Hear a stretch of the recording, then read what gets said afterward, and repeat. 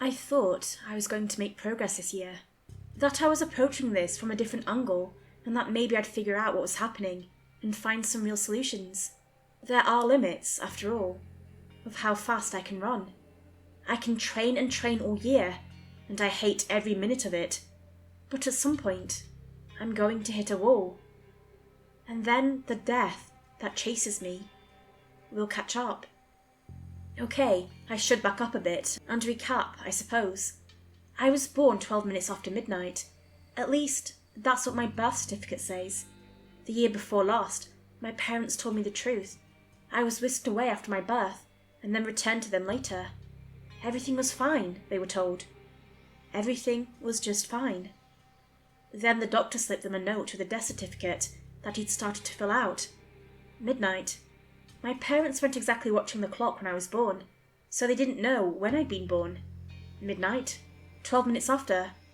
Did it really matter? I was there. I was healthy. I was alive. Except, it does matter. It matters very much.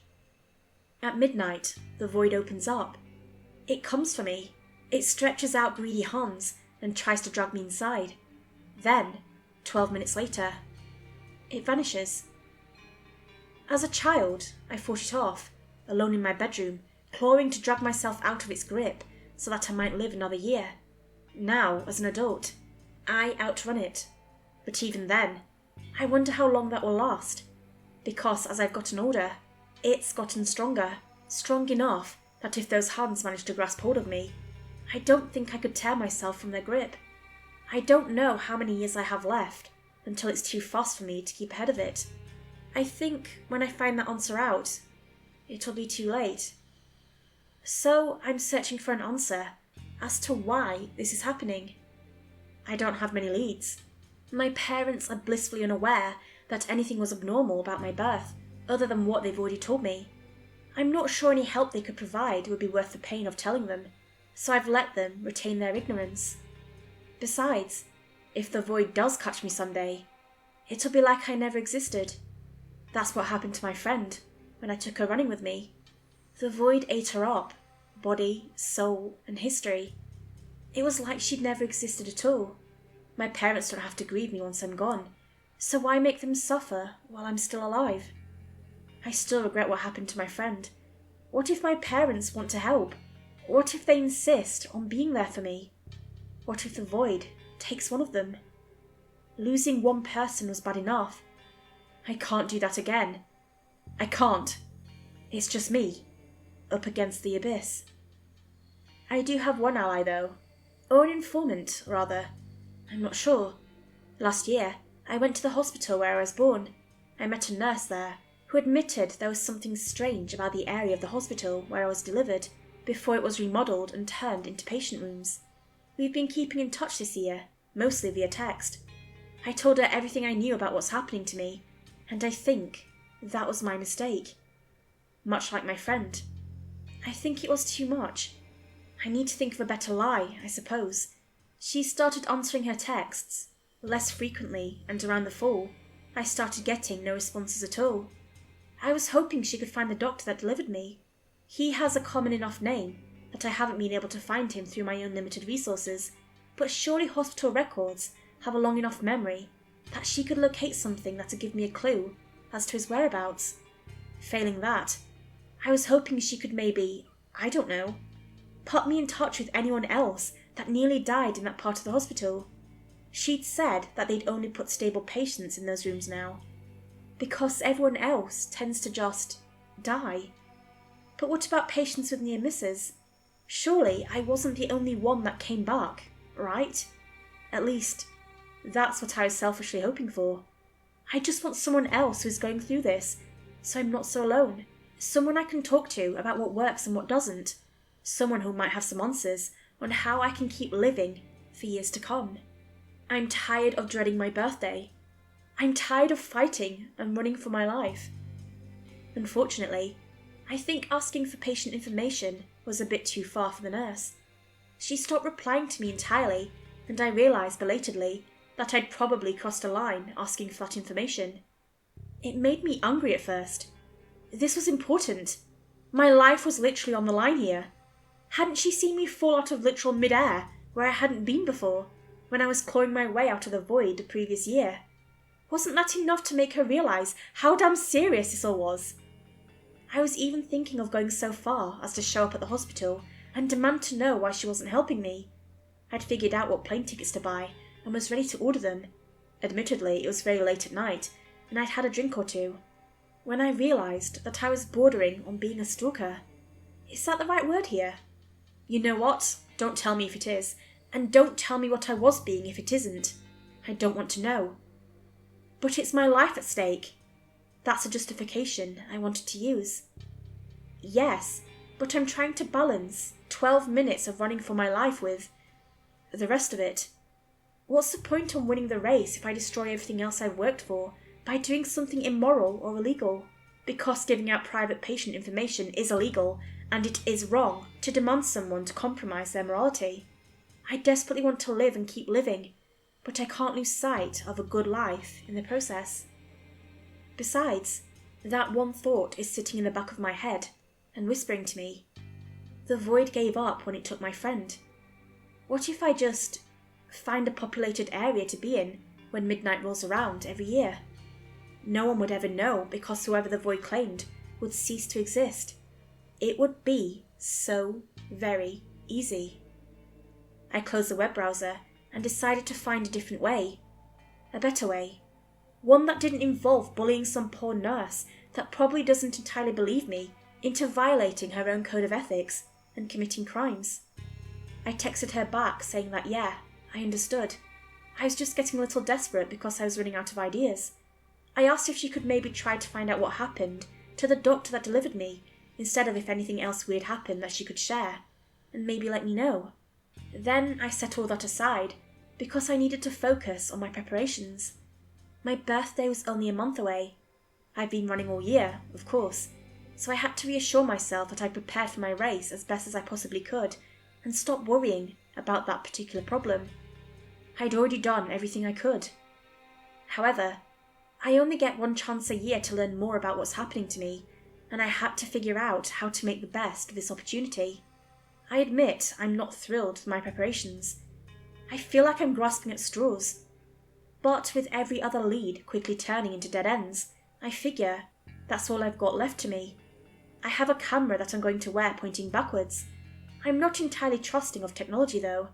It doesn't have the right symbolism, I feel, and besides, aren't there stories of cameras and stuff just going nope when confronted with something unnatural? So I got the nerdiest running accessory known to humankind. It's a rearview mirror that's attached to a wristband. I don't dare look behind me. Too much could go wrong. I might trip or I might slow down. Either of those mistakes, or any like them, would be fatal.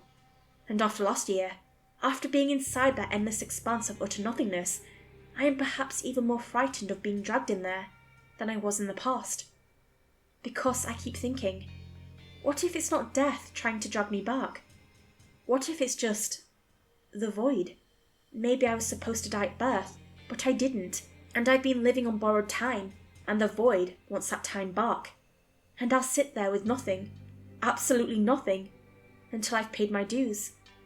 Or perhaps death had nothing to do with this at all, and the death certificate was filled out because the doctors didn't know how else to explain it, and the void is just taking people, swallowing them up whole. I have nothing upon which to base those fears. My head is probably running a bit wild, to be honest, and needs to be brought into check. But these are the kinds of thoughts that have been keeping me awake at night for the past 2 months. It's been a rough year. There's nothing I can do about my fears, though. They're coming for me, and there's nothing I can do to stop it. I need to stop recording and get ready. I've got my route picked out, a nice even street with smooth pavement, well lit, and quite deserted at this time of night. I should get my running gear on and head over. If this is where the post stops, well, you know I didn't run fast enough. Hey, I'm alive. I'm fine. I made it back. I just got done checking the camera. Nothing, as I kind of expected. But the mirror did the trick. I almost wish it hadn't. Let me start at the beginning. Midnight. I felt the void open behind me, this twisting sensation in my gut that made all the hair on the back of my neck stand up. It felt like waking up from a nightmare, when you're paralysed in your bed, trying to discern what's real and what isn't, and it's like your entire room is coated with the terror of the dream. Like that, except it's not a lingering memory. It's real, and it's coming for you. I was already jogging to make sure I didn't have to do a cold start. As soon as my watch beeped, and as soon as I felt that presence behind me, I broke into a sprint. The fear accelerated my heart in time with my pace, and I hit my stride almost instantly, stretching my legs as far as I could to eat up the ground beneath me. I'd made that run so many times. I had plenty of pavement to make my run on, and plenty more to slow down after I hit the 12-minute mark. It felt like my body was perfectly in sync with itself, like my heart was beating in time to my feet hitting the ground. The presence behind me kept coming. I felt it just behind me, its frustration almost palpable against my skin, like tiny needles scratching at my forearms, at the back of my neck. It wanted me. It's always felt malevolent to me, but I attributed that to my own perceptions of dying. But tonight, with my body moving perfectly, as it had done hundreds of times before, my mind seized on what I felt emanating from my pursuer. Hunger, need, and anger. Senseless, consuming anger. I raised my wrist. I looked in the mirror. And I saw something new. Something I've never seen before. Not when the void was dragging me in as a child, and I faced it and kicked and fought it. Not when I tried to drag my friend out, and not when I was inside it last year at the hospital. Mirrors, after all, reveal to us the things we cannot normally see. I saw people, those arms that stretch out towards me, all those grasping hands. They aren't an extension of the void at all. They might look that way, flat shadows of empty darkness that swallow up everything they touch. But that's not what they are. Behind me was a mass of people, of different ages and genders and appearance, all stretching out their hands, their mouths open in silent screams, their eyes white and wide with terrified, ferocious need. It was their anger I felt. It radiated off them, in waves. I couldn't handle what I was seeing. I flung my arm to the side with a sobbing gasp, and the mirror snapped off and smashed somewhere on the pavement. I ran with terrified desperation, because now I knew what I was being pursued by, and then the watch on my wrist beeped to let me know I had only a minute left, and I realised that I was going to survive this. I was still faster than the void. Still faster than all those people trapped inside.